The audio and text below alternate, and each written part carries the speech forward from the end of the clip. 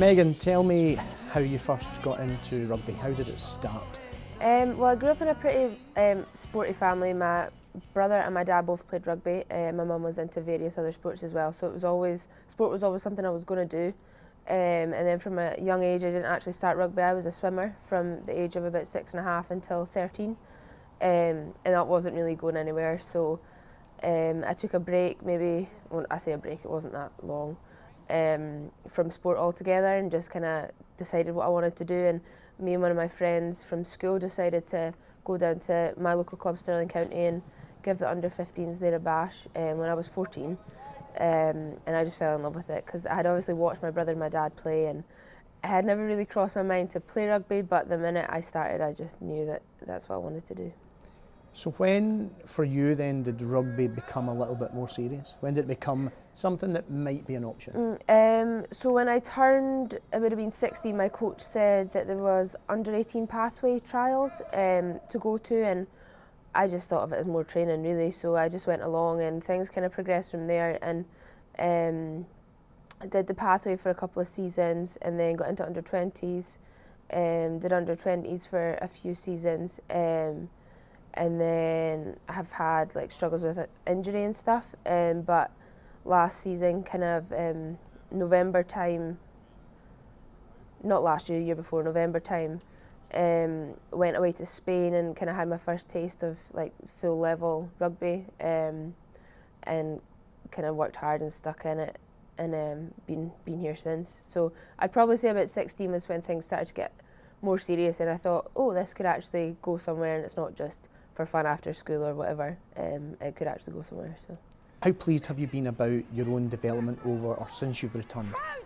I think in the beginning I was definitely very scared.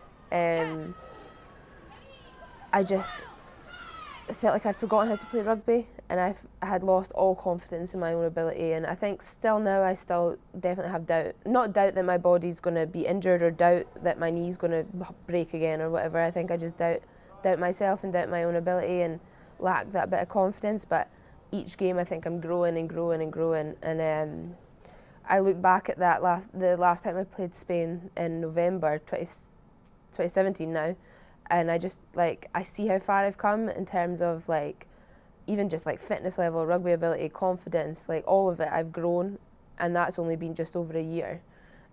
So that quite excites me, knowing that I've still got a lot of developing to do because I'm fairly new to this level, so it's quite exciting. Getting your first full cap for Scotland, did you realise at the time that you were coming into a team that was, and a sport that was rapidly on the rise, that there was eyes on it now? I honestly don't think I realised how like big rugby would have got at this point, because even like I say, thinking back to that Spain game, it just wasn't, the hype wasn't the same as it is now, and that Canada game, like just at the end of last year, was just massive, and the atmosphere there was like nothing I've ever felt ever, and yeah, it's pretty cool. That was only my 7th cap, and it just feels like everyone's just like gone crazy, like it's mad.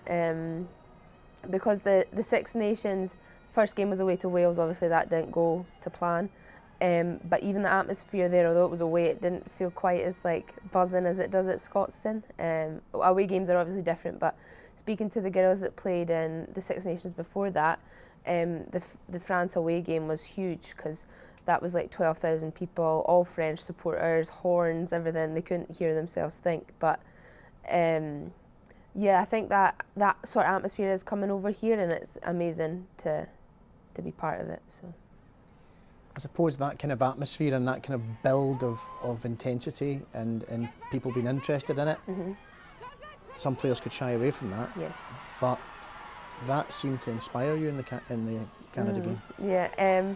To be honest, I had no idea how it was going to go. It was going to go one way or the other, but I think, I don't know, it just fills you with like more adrenaline than you've already got. So if you're like making a big hit, or when someone makes a line break and you hear the crowd getting behind you, it just drives you on that little bit more. Like you're not just playing for the 14 girls that are out there with you, it's absolutely everybody that's come out to watch you, and it just pushes you on, and it boosts you. And although you're absolutely dying and your lungs can't get enough air in, you still just find a way to just get up and go because you know you've got everyone backing you behind you. I think the whole team just were so lifted that game, and we had gone in knowing what we had to do, and we knew Canada were going to be a really, really tough side.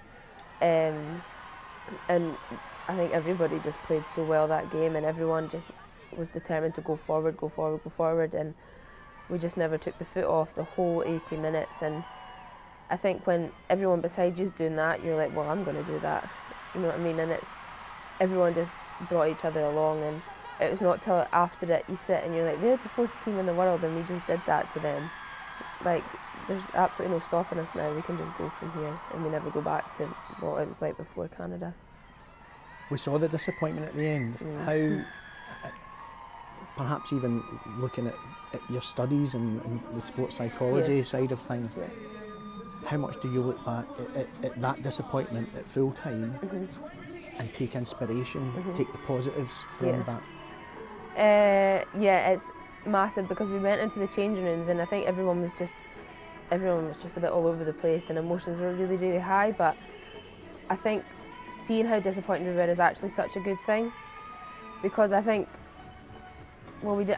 I don't know. I don't think we expected to get that close, and actually, we definitely could have won that match. And I think to be disappointed that we didn't win against the 4th team in the world is massive. Becoming a contracted player, Yes. how big a moment was that for you? Yeah, it took a very long time to kind of sink in that it had happened, because I just wasn't expecting it in the slightest. But it was huge, because it meant that I didn't need to worry so much about what I was going to do, because at that point I'd just graduated. I had no real plans, and things were just getting a little bit stressful, because I knew that in order to get to where I need to get in my rugby, that needed to be my main focus. And had a full-time job been then added into the equation, I knew that that would have been stretching me so far. And I know that people do it, and I know that it's doable, but getting that contract just meant that worry wasn't there. It wasn't in the back of my mind, and it took a massive amount of pressure off, and it just lets me focus every day on not just playing rugby, but everything that comes with it, like nutrition, sleep, everything that comes with it. It allows me to just focus not solely on that, because I do have my master's, but my master's is part-time, so but it also allowed me to go into further education. It allowed me to develop my life outside of rugby, and when rugby's over, I've got a plan now, and it's not as scary. How does it feel then to have that support? It's pretty cool that they believe in me like that, I guess. I think sometimes when you're caught up in it all in your training, and maybe your training isn't going to plan, you're just like, oh, this just isn't working. And sometimes there's questions like, am I actually good at rugby? Like, why can't I catch a ball, or why can't I pass off my left hand today, or something like that? Why am I missing these tackles? And you begin to doubt yourself whether, is this actually for me? Because you hit walls and you plateau, and it's not always going to be going great. Or in the gym, you can't lift a weight that you used to be able to lift. Like last week, maybe you're tired or you're ill or something, but all of it kind of mounts up, and it can get to you, and you can start doubting whether it's the right thing that you're doing. But then to know that you've got people behind you that believe in you and are willing to give you that contract and actually fund what you're doing, it's kind of like, well, no, I am in the right place. I'm doing what I'm meant to do, and I'm just having an off time, and it's going to happen. But I've got the support there, and I'm going to progress, and I'm going to do it. As a group, then, where do you see this team going? How far can this team go, do you think? I don't see any limit in where this team can go. I think we've all got such a positive attitude, and we all want the same goal, and we all want to be better and better and better. And obviously the focus right now is World Cup qualifications, but what's been said time and time again is it's not just qualification. We're not just there to make it and play in it. We're there to see how far we can go in it. And after that Canada game, and after a couple of the performances in the Six Nations last year, I think we've proven that there's really not anything we can't do. If we can come that close to the 4th best team in the world, and we're progressing all the time from that, there's no stopping us really, I don't think.